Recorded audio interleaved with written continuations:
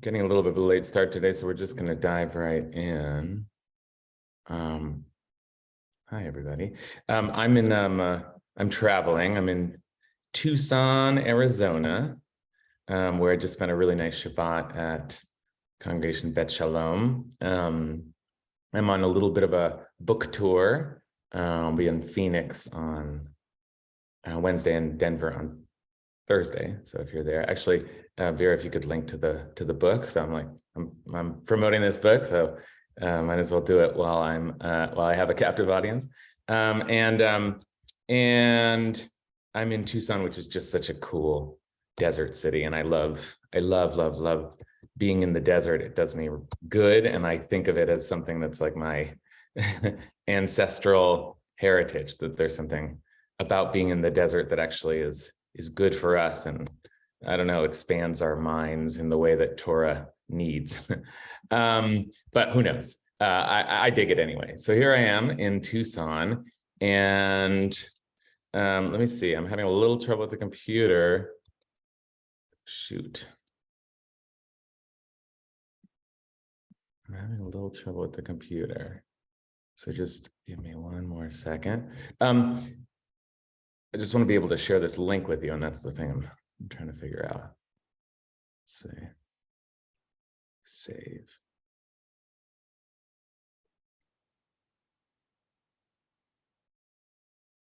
I don't know. I can't seem to share it.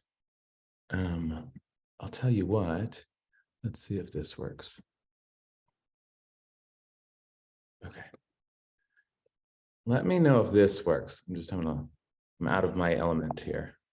No, I can't actually copy and paste. That's what the problem is. My copy paste is not working. Oh, okay. All right. So let's see if you can get to something there and let me know. And I'll just sort of begin assuming that you can. Okay. We are now on the third round here, part 3 of talking about Chametz. We've started the tractate of the Mishnah that deals with the laws of Passover, and it begins thinking about Chametz. And we have thought about Chametz in all kinds of ways, and actually, I hope started to feel like Chametz is potentially a huge topic in our spiritual lives, even though it seems so arbitrary. Chametz being leavened bread, and we started with a kind of a clue as to the bigness of it, the magnitude of what might represent when we heard the Talmud say that we record this prayer that the Master of the universe, you know that we want to do your will, but what stops us is the yeast in the dough, right? So there's some sense that there's something about Chametz maybe that has like, spiritual obstructive properties. And so it allows us to talk about it both technically and psychically, so to speak. Here's where we've been so far. The first session, we looked at bidikat chametz, the practice of actually searching through your house for chametz. And again, technically doing so, looking around, how is that done? And also spiritually, what does it come to represent? Searching for the chametz in your house / heart / self. So that's bidikat chametz. Last time that we met, we thought about biur chametz, and these are good terms to keep in mind, just in terms of building Jewish knowledge. Bidikat chametz means, and I think I'll just type it into the chat. Bidikat chametz is checking for chametz. And biur chametz is destroying chametz, or ridding oneself of it, removing chametz, destroying or removing. And it's a little hard to translate. That was our point last time, which is that we have to go through some process of biur chametz, but one of the ways that we started to see our sages conceive of destroying chametz, some held that it had to be annihilated from the world, burnt, and that's the only way. But others held that you could get rid of it in different ways. And ultimately, we found that this position taken up by Maimonides, that you could get rid of it with your mind, by being mivatel, bitul chametz. So like that's another term, the nullification of the process of bitul, which could potentially be done in the consciousness, and again brings our conversation back to the question of whether this is a tangible, real world spiritual concern that we're dealing with, or whether it's about something taking place in our consciousness, or inevitably, right? Both. So all of that brings us to today's topic, because here we left off thinking about in the Mishnah, we left off thinking about, do you have to burn chametz, or could you get rid of it in other ways, like putting it into the ocean, or even letting it sort of crumble off into the wind? Right, that we saw that description, just breaking the pieces of chametz and letting them fly away, and that would be enough. And that seemed to suggest that, maybe it doesn't actually have to be destroyed, just sort of get it away from us, practitioners of Pesach. Okay, and that takes us to what becomes the next question, which is whether they're continuing, in a way, a continuing question of what does it take to get Pesach, to get chametz away from us. And the next question is, well, could someone else take it from us, and specifically acquire or buy it from us? Someone else, in this case, would have to be someone who wasn't Jewish, because it wouldn't have to, actually, but the Mishnah is not interested in transferring chametz from one person who shouldn't have it to another person who shouldn't have it. But the question of whether you could sell your chametz, and as I say the phrase, many of you will recognize that phrase, because that too has become a huge phrase, practice, institution of our Passover life, and we're going to talk about today, and that is mechirat chametz. And I'm going to put that here just so everybody sees, for you visual learners out there in the chat, mechirat chametz, selling chametz. Now, as you know, selling chametz is like a major institution. Now, I get emails every year from like Chabad, like, do you want to sell your chametz through us? I send out emails from Ikar. Make sure you sell your chametz. Link to this link. You can sell your chametz online now. Now, that very example raises the question that you can sell your chametz online. I mean, you can just like go into the tick, tick, tick, tick, tick, I sell my chametz, and now you're fine, and you've taken care of the biur chametz responsibility of removing the chametz. That seems pretty strange, doesn't it? The whole institution of mechirat chametz seems pretty strange. In fact, it appears to us like the one of the ultimate, it must be the ultimate Jewish legal loophole. It's just a loophole.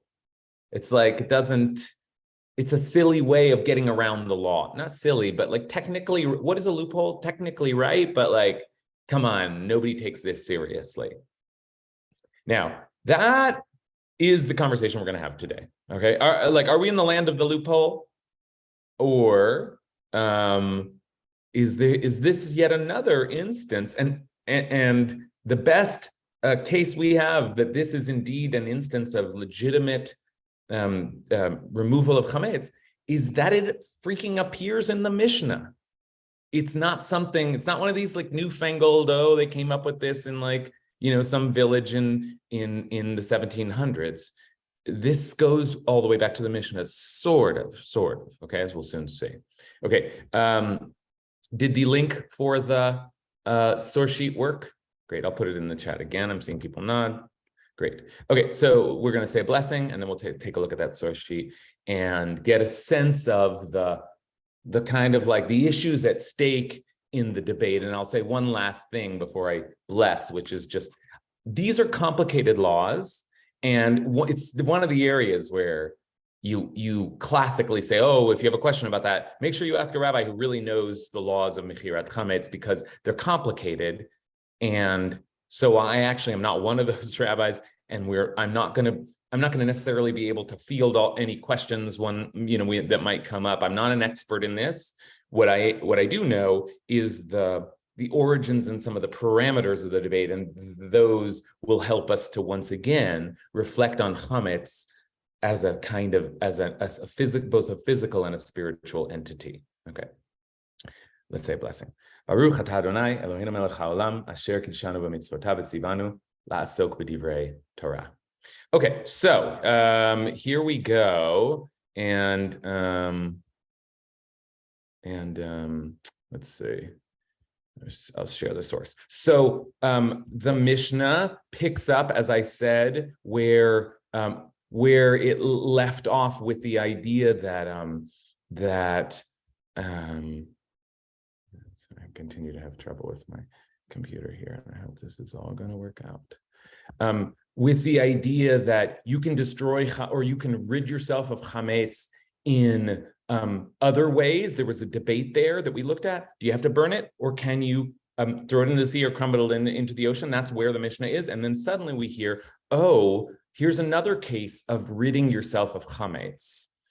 And this case focuses specifically on something we already mentioned last week. We already kind of reviewed last week, but this is the real source, which is the idea of chametz, which has passed through Passover. Okay, considered that last time. Chametz she'avar alav hapesach. This is it in Hebrew, she'avar alav hapesach, and it translates sort of like in a very cute way in English. But chametz, which has passed through Passover. But the idea there is that if you had chametz and it was owned by you during Passover, then you can't use it afterwards. Somehow, it having existed in your ownership during Passover renders it toxic, null and void forever, forbidden to you forever. Right? Okay, so that's the general rule. If you after Passover you under your couch cushion found a roll of bread, well, too bad you didn't find it before, but you can't eat that bread now. It's bread that went through Passover. Okay, so now what about? Oh, and let me say one other thing. I'm going to use terms like Gentile and non-Jew here, and they're sort of awkward terms because of so much, in every different time and place, there are different relationships between different communities. And so words that are just sometimes used as a basic reference point, like goy, becomes to have the overtones of a kind of a slur, right?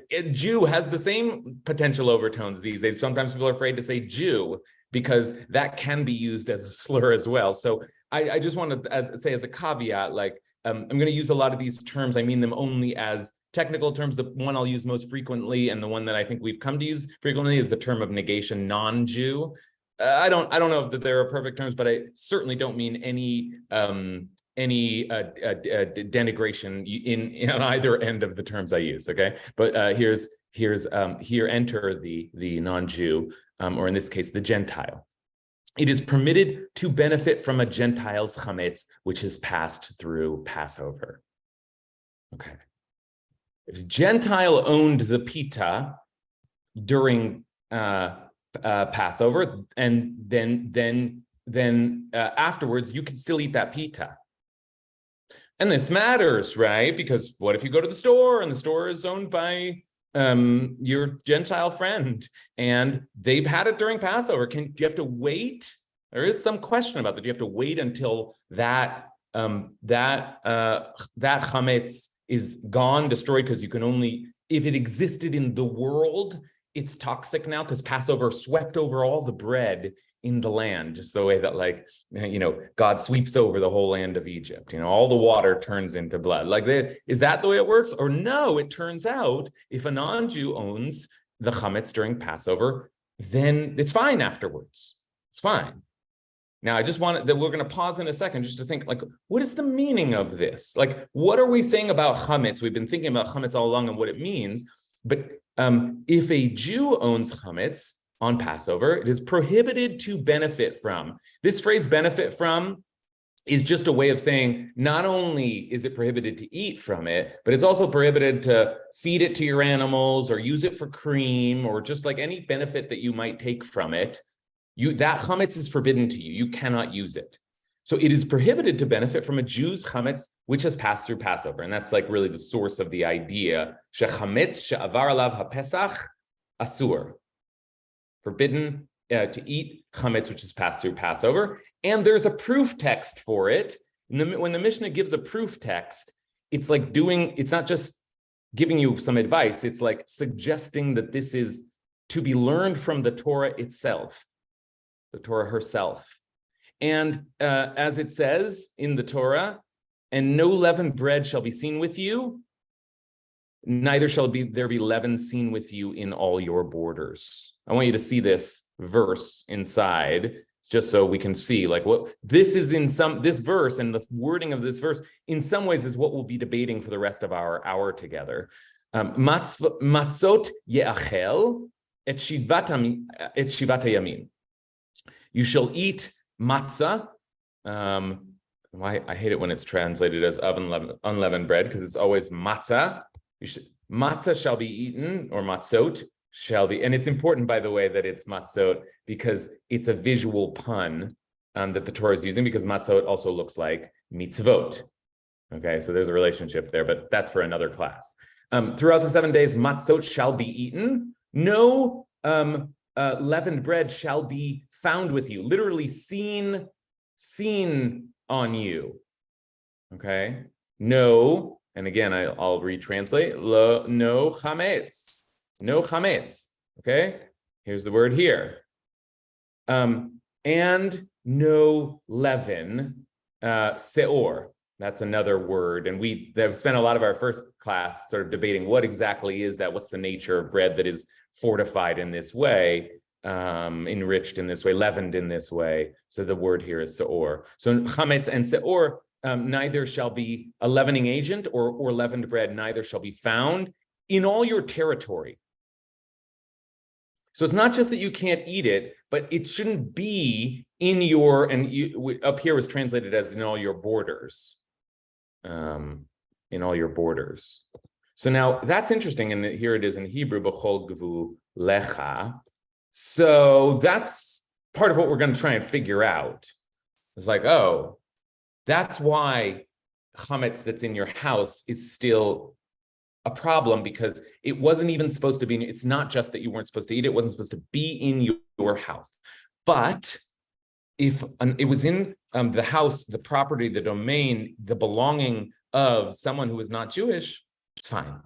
Now, let's just pause here. I've been talking nonstop so far. Let's just pause here and do some of the work we've already been doing over the last couple classes, which is to think, what's that mean about what chametz is? If chametz is a thing that is not just that we don't eat on Passover, but that if it existed in our domain in Passover, it remains treif forever. And yet, it's not, that almost suggests that there was a metaphysical property that swept over the chametz. But if that's true, if it's in the domain of someone who does not practice Passover, someone who's not Jewish, not bound by the covenant, then it's just fine. Okay, can we speak out then? What are we saying about chametz and Passover, and what is chametz during Passover? Yael, please help us out. Start us off. Well, I'm kind of amused by all of these loopholes, and I'm putting that in italics. I think the idea is for us to start anew. And I remember when I first started observing these mitzvot and learning about it, I was living I had a rented room in Jerusalem. I washed all my clothes by hand, and I literally started fresh and got everything out. And I think by trying to figure out how to get around it, we're avoiding the gift of what the spiritual meaning of it is to start anew. So I'm thinking that I prefer the way of just sort of using up all my chametz before Pesach, and then if I have some leftover chametz, burning it and really starting anew. Okay. So this is Yael's doing a couple things for us at once. First of all, in answer to the question on the floor, which is what are we saying about Chametz? It seems Yael offers that what this is about is the whole Chametz, the whole getting it out of our house. It's about creating for ourselves an experience, a psychological experience, a way of a spiritual experience, a personal, like we are shifting our consciousness. That's what it's for. And so, in a sense, we can see why it doesn't really matter what's going on out in the world. It's not like we're talking about kryptonite. It's what we're talking about is, are we creating that experience of renewal, of ridding, of really, there's a classic way of framing debates in Jewish law since the days of the Briskerov, which is whether it's about the hefza, the object, or gavra, the person. Okay, is it the personal experience that the mitzvah is accounting for, or is it the actual this is a true object in the world that has its own rules and properties? Like don't sow the land during the sabbatical year. It's like, but for any mitzvah, in a certain sense, we can ask, well, isn't that just experiential? So that's one way of thinking about this, and therefore, like whatever the non-Jews are doing, and in some ways, this I think what's so important about this, I want to say this at the outset, lest I forget to say it at the end. What's so important about this conversation is that it also suggests a theological framework for thinking about what we do in this covenant and what everybody else is doing. And there are lots of ways to have that conversation in Jewish law and theology, but there are suggestions here that, like, of course, a non-Jew doesn't have to keep Shabbat. We don't expect the whole world to practice what we practice. And so a non-Jew can own Chametz on Passover. This is an experience that our community is creating. Okay.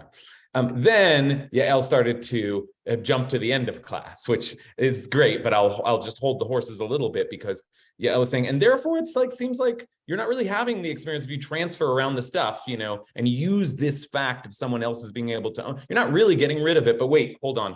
We're not even there yet. So that will become a major question, is whether or not getting rid of it in these more technical transference ways affects the experience, presuming that we're looking for an experience, a psychological experience, a spiritual experience. Is that affected by simply transferring it? But wait. Okay, let's take one more comment, and then we'll look at the next Mishnah where that issue starts to come up. Ariella. Well, I think that as the Jewish people, we follow certain rules and regulations and traditions, and we don't expect the rest of the world to follow them. And sometimes it is about the whole process, that if, as Yael said, if we take the time to actually look and get rid of and prepare, it's like we're preparing ourselves. It's our way of preparing for the holiday. Good. Okay, good. So that's a good summary of what we've been, of where we've been. So now let's move into the issue of selling chametz, which comes up. It almost seems like it's a discussion along the way. It almost seems like here's an example of another circumstance in which chametz would be in or not in your possession. We are not yet being introduced to the institution of selling chametz to the non-Jew in order to be able to get it back after Passover. But here's the first leaning in that direction. So let's take a look at the next Mishnah. We're still in the Mishnah here. That's our primary text of study, is the Mishnah. So here's the third Mishnah in the second chapter of Psachim. If a Gentile, Nochri, lent money to a Jew using leavened bread as collateral, after Passover, one is permitted to benefit from it. Okay, what does that mean? Hold on one sec. So the non-Jew lends money to the Jew. The Jew says, here is a bunch of chametz that I own, it's just collateral. If I don't pay you back by the time Passover comes, let's say, then the chametz transfers to you. Well, you own it, or really any time before Passover comes.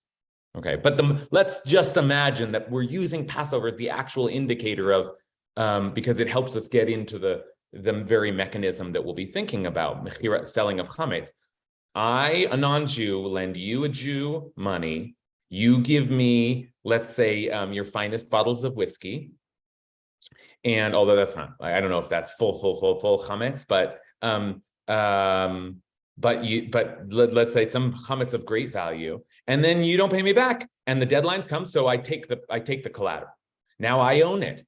Okay, that's just a situation. Except that even what is the consequence of that? Even though it was your chametz, you through financial transaction transferred the chametz to your friend, the non-Jew, and now that chametz you could eat afterwards.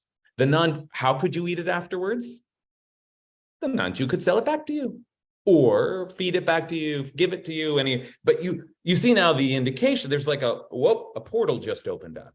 Okay, but let's just finish the thought here, because there's always like the way the Mishnah is framing these things. There's sort of point, counterpoint, case, counter case.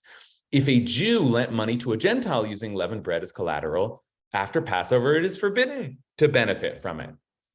If you made, and it seems to me like a very silly, but just so we think this all the way out, if you made a very silly calculation, which is like, I, Jew, am going to lend you, my friend, a non-Jew, money, and you're gonna give me chametz as collateral, but you never paid me back.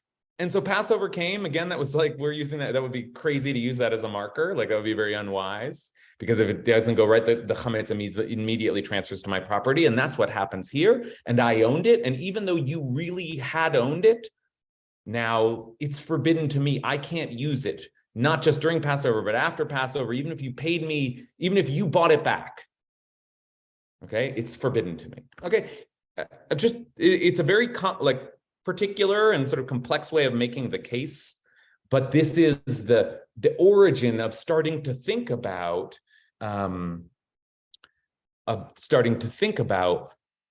sale of chametz.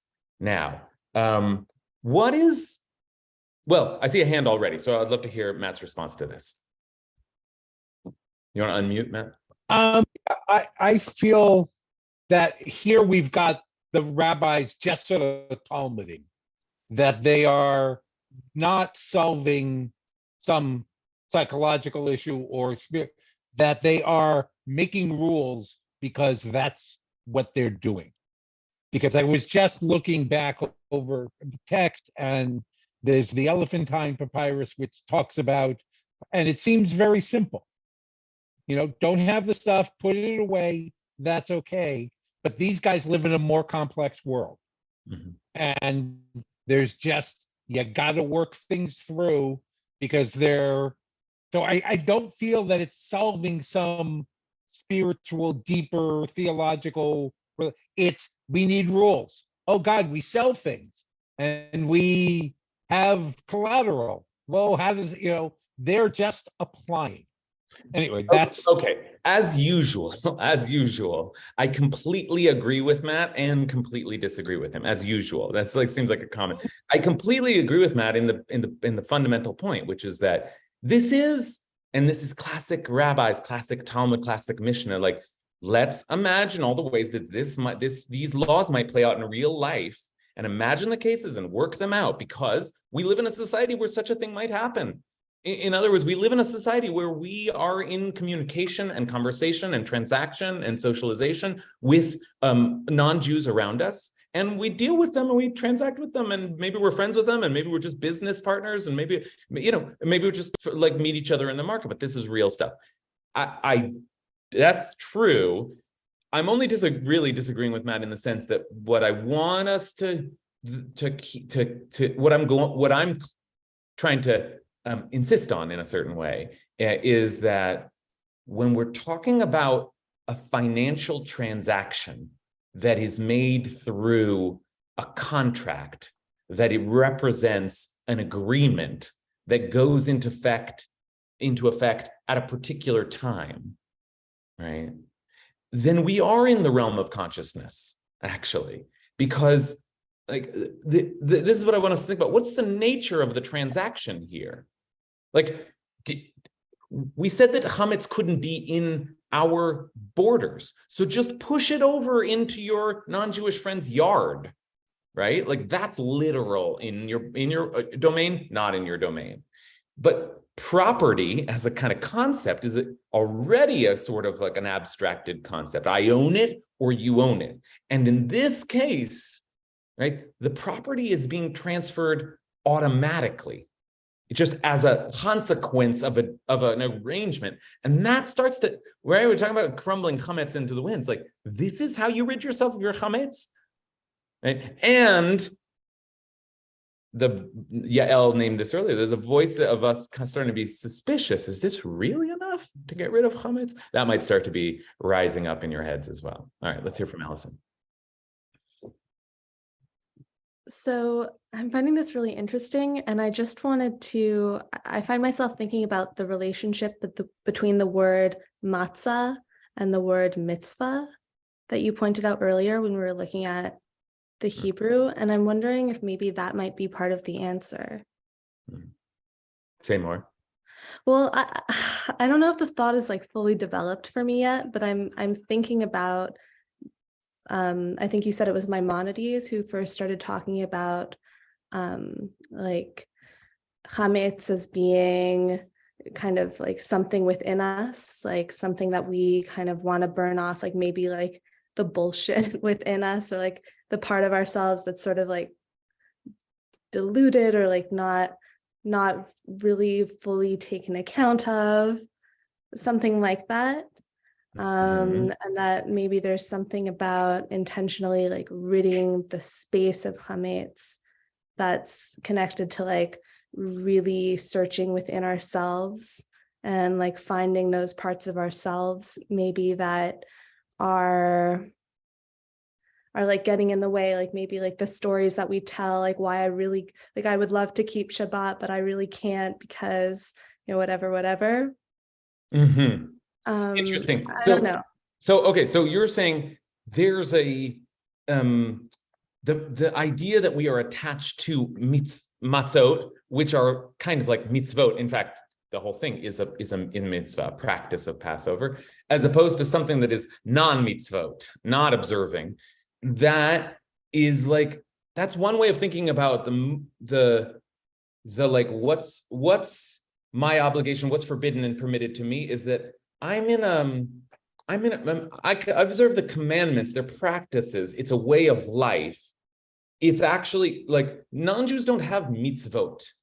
They have many wisdom traditions of their own, but this is an expression of a particular tradition. And I've obligated myself or my parents. I mean, I like some obligation has fallen upon me to observe the commandments. And so, it's a little bit like, you know, it's important to me that I observe these commandments, and like you don't have to observe these commandments. And we can still be in relationship with each other. I can still frequent your bakery, just because you don't follow these same commandments as me. You know, without these rules, we wouldn't have that as much. Great. Okay, I just saw a few hands go up, which means something's happening. So let's investigate. But I just want to take these hands and then make sure there's material we really have to get to. We haven't even really begun the official talking about selling chametz, which comes in the next text. But I don't want to get carried away before I hear from Kathy, Leah, and Jen, and then we'll move forward. Kathy.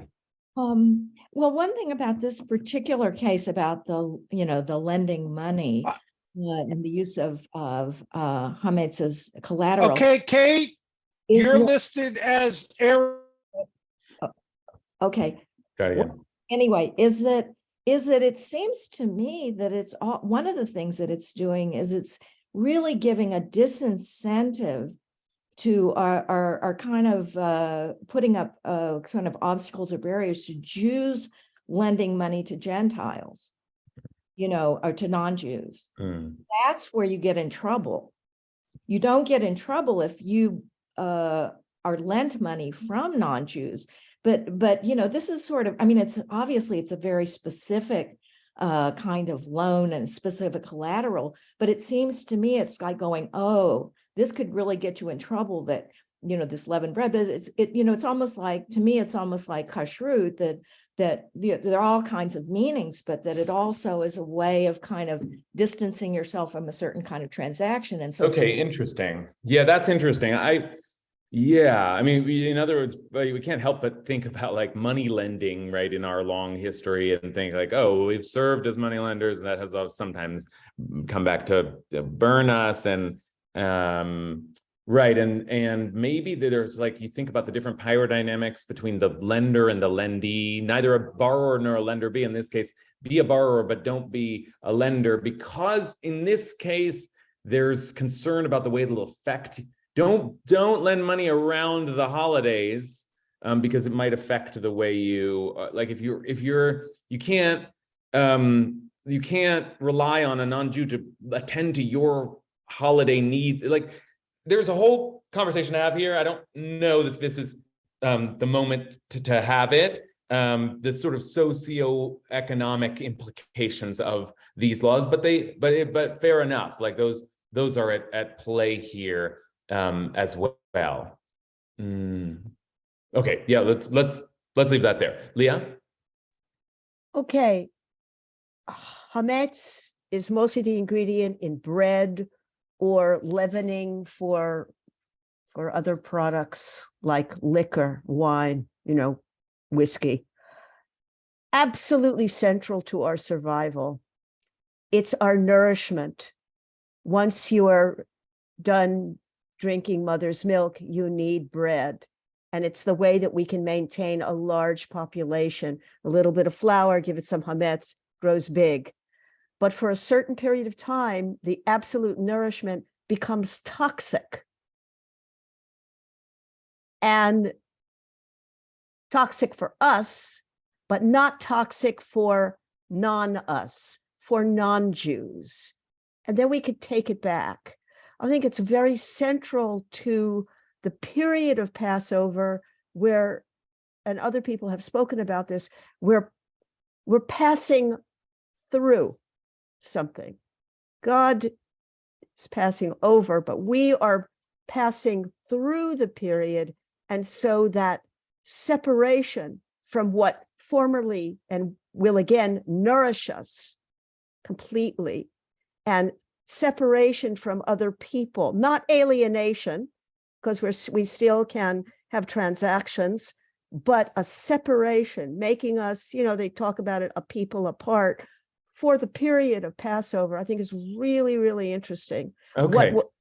Okay, so that's really like, that's in some ways like the counter, like I was saying, you're helping me, Leah, because I was saying to Matt, well, there is something here taking place in the realm of consciousness inevitably when we're going through we're talking about like something as abstract as a financial transaction. And here you're taking it to that place and saying, okay, what are the spiritual and psychological implications of being mindful to this transaction as it does and doesn't affect my spiritual life, my religious practice. Okay, good. All right, one last thought, and then I want to actually give us the description of the sale of chametz.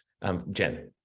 I was just struck by what a beautiful bookend it is from the story of why we're getting rid of the chametz, which is non-Jews want to kill us, to we are assuming it is part of the plan of the world that we would be in relationship with non-Jews, and that it would be a relationship that would actually feed us and nourish us spiritually.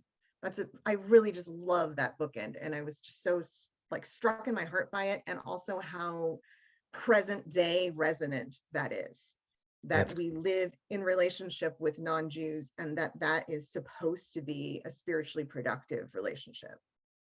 That's really well put. A kind of a bookending thought, as you said. That's right. That there's like Passover begins in a kind of war between us and them, and the idea that like we will carry out Passover. We do today carry out Passover in the world, interacting with other people. Yeah. So I love the way you put that. I'll tell a funny story that I really should tell before we finish this discussion, because it's my favorite selling of Chametz story, and then we'll get into the description of it on the note of being in warm and good relation with non-Jews around us. So there's in Israel, there's like a major sale of Chametz that if you use like the representative of the rabbinate, and there are different major representatives who will, like, you pledge that you're selling your chametz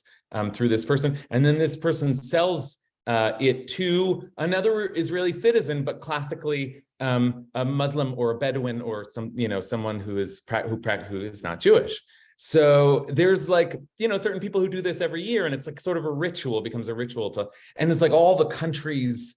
Like you're just talking about, suddenly, you're talking about hundreds of thousands of dollars worth of chametz that's being sold to this one person who, out of just service and friendliness, is agreeing to buy it. Okay, because as we'll soon see, and we already suggest, the whole thing feels like a little bit like a formality. So anyway, I never heard this radio story, but I heard about it. So maybe it's apocryphal. It's just a good story. But they were interviewing the guy that did this every year, a guy who I think he was Druze. It was his religion. He did this every year. And they asked him, how do you start doing this?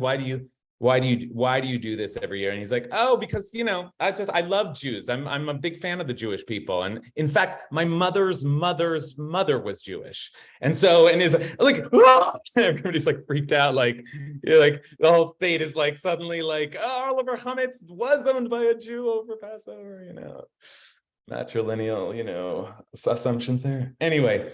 Okay, so that's just a funny, I don't know if it's true.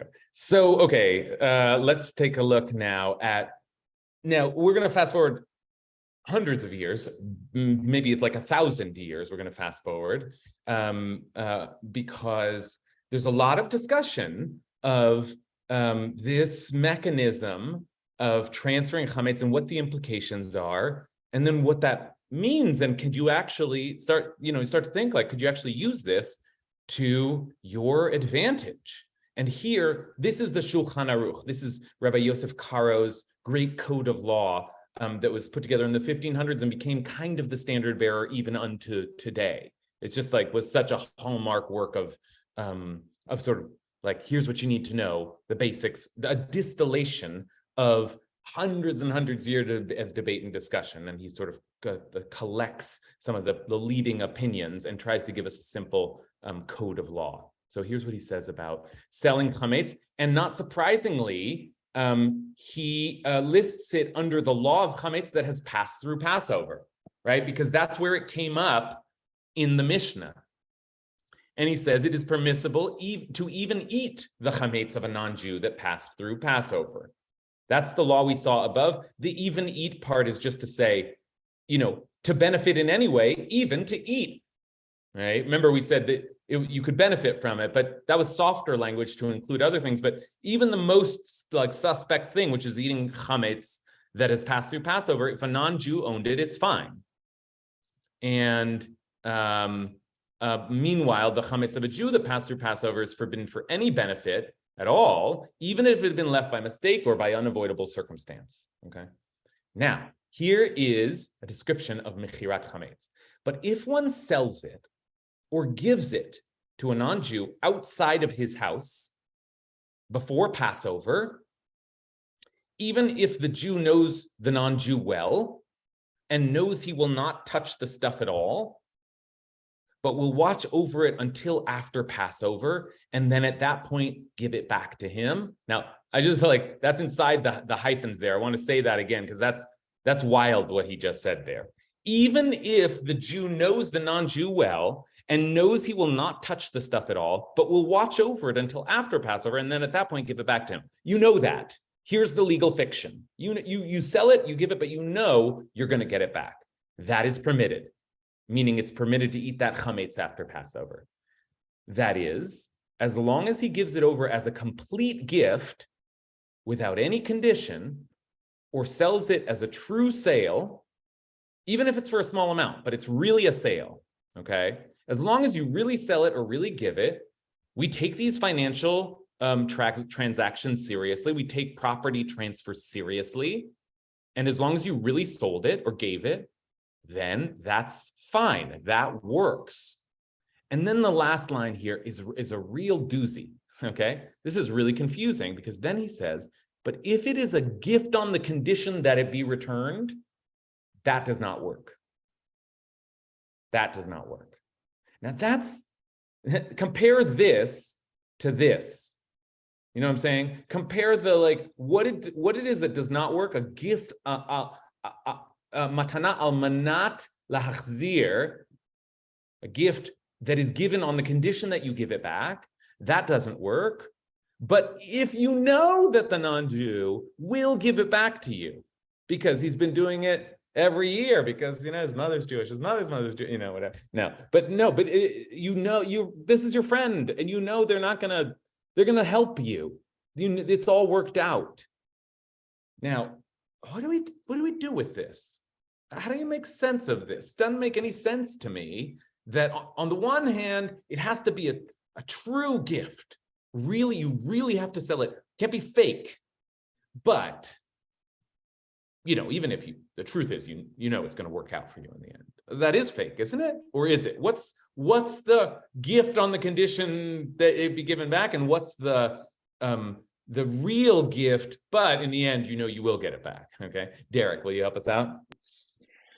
I think at base, it's because it's emphasizing the closeness of someone you know well, that it has to be an act of faith, of good faith, rather than an act of contractual obligation, right? And these are two different things.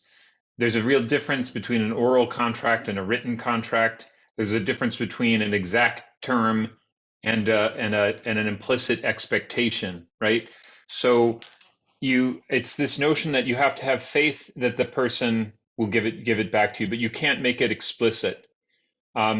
Or it could be just the weirdest wink in the world, right? Like the kind of like, you don't have to give this back to me, you know, that kind of like, but that seems sort of insane and like, although there are weird like Exodus style bargains where you're like, hey, we're just going to go to the wilderness for a while and take all of your valuables, but we'll come back, you know. So maybe that's the wink, but Good. but I you know, like where you make a fake bargain just to try to, you know, get over on the Gentiles, but I think it's the first one. I think it's an act of faith, and if you don't have faith that it'll return to you, then that's fine.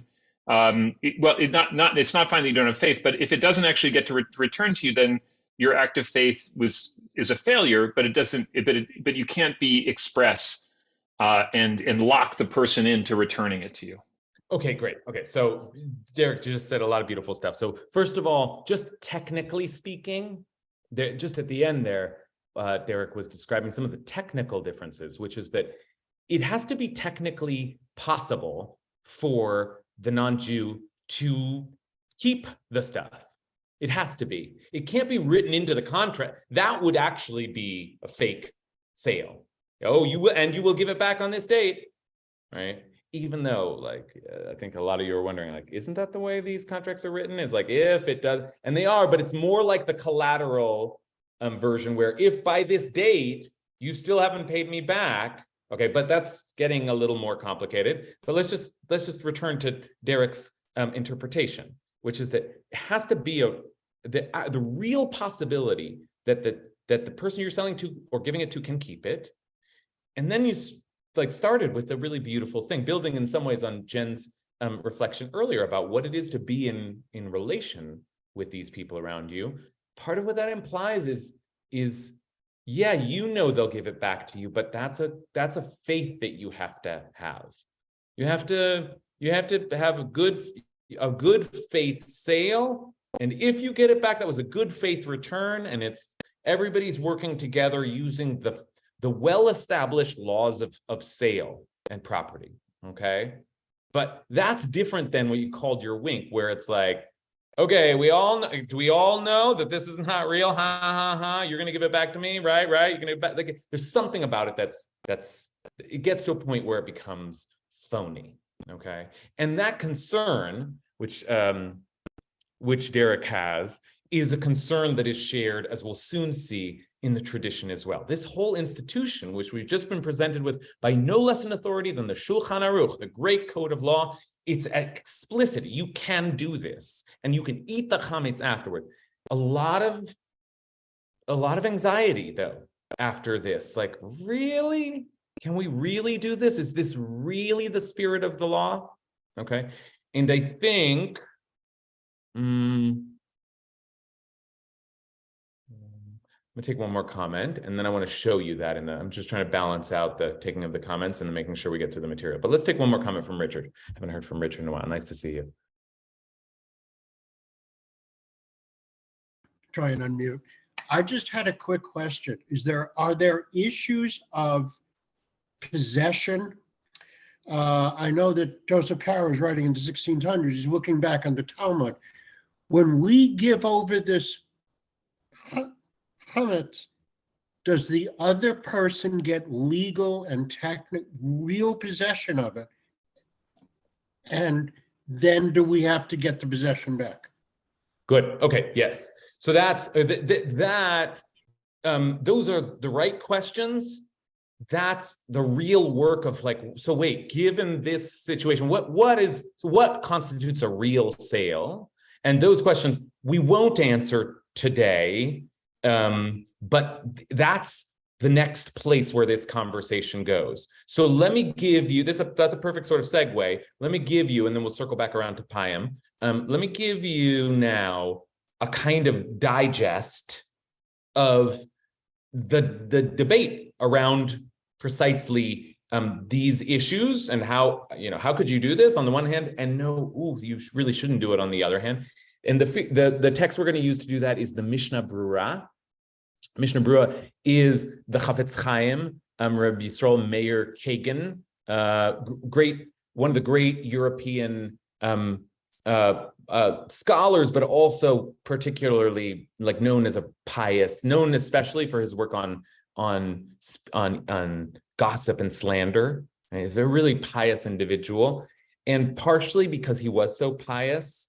This is like 19th and even into the 20th century he lived. Partially because he was so pious, his work is a little bit there's a little bit of debate around how fully it should be relied on, because he tends to, as a general rule, go for the most strict interpretation. He often will say, yesh lachmir, here's the two sides of the debate, but you might as well be strict, if there's some uncertainty. And that really works for a certain kind of Jewish practice, and it really doesn't for another kind of Jewish practice. So it becomes very what is the status of the Mishnah Brura? But the Mishnah Brura is probably, I think, the clearest commentary on the Shulchan Aruch, at least one section of the Shulchan Aruch, in terms of just sort of a modern, where are we now with all of this? And he does a great, I really enjoy learning it. He does a great job of summarizing the debate, and he'll do so here. So let's take a look. So the Shulchan Aruch is 1500s.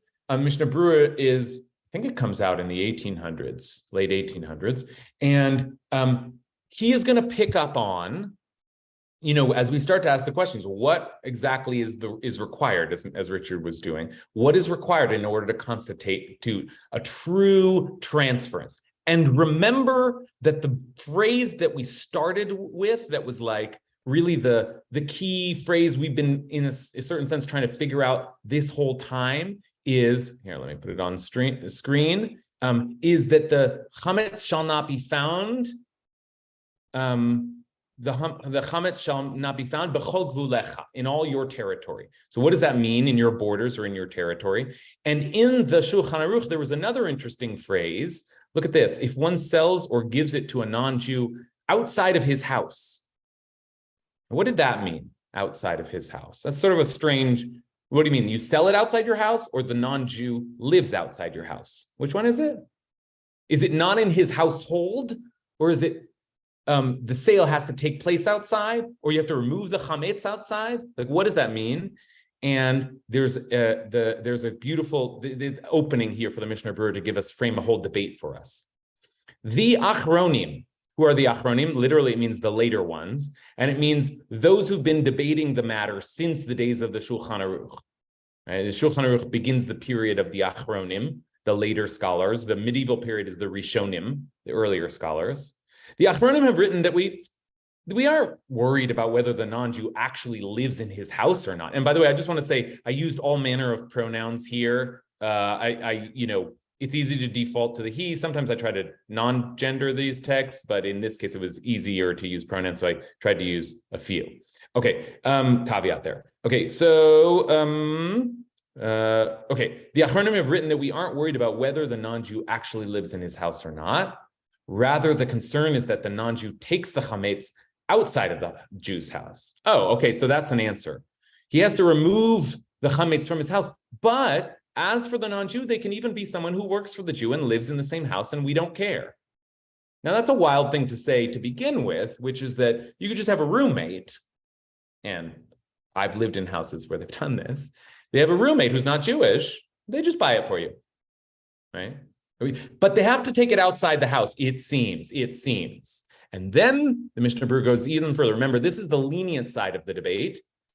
And says, and in fact, why should we even require the chametz to be taken outside of our domain? It's like first we went lenient one way, like you could have it someone living in your house, and now that you mention it, we've already sold it, and it's now just an object we're watching over with no responsibility for it. Even if it's sitting there in the house, the non-Jew owns it. And so they say, we do not have to take this measure of removing it from the house, but just to put a covering around it. Mechitza ba'alma, just a little wall that shields it. And this is what we often do in our communities. Like tape the drawer, the cabinet with the chametz in it. Just make sure you don't see it. It shouldn't be seen. But the problem was not that it not be in your domain, it's that you didn't own it. And I see we're just about out of time. So I think we're too short. Like we have more to speculate on here on the meaning of all this, but I do want to just give you the last piece of text here, which is the Mishnah Berurah then said, that has just given us incredible leniency. Someone could live in your house, buy it from you, keep it there in the same shelf, but you just put a little protector on it so you don't see it. That's what we've come to, is you can actually have a loaf of bread in your house during Passover? Is that possible? And yet, so these opinions hold. Exactly, it is possible for all the reasons we've been saying and more, meaning we've suddenly given tremendous power to the property of transfer, the abstract property of transfer, and we'll close with this, but other Achronim have written that all this just degrades the law. Since the non-Jew knows very well that the chametz essentially belongs to the Jew, and so she will never touch it. Even though he has technically purchased it, it still appears to be the chametz of the Jew when it is in the same house. Not to mention, the Jew may end up eating it. Not to mention that the Jew it's right there in your house. And the Jew may end up eating it, and this is the last line we'll read today, but it's quite a powerful line given everything we've been talking about before. For since he knows that essentially it is still his, even though he sold it to his friend and she owns it and she's his roommate and she lives down the hall and it's all like that. But he knows it's not true. And so since he knows it's essentially still his, listen to this language, he never really separates himself from it.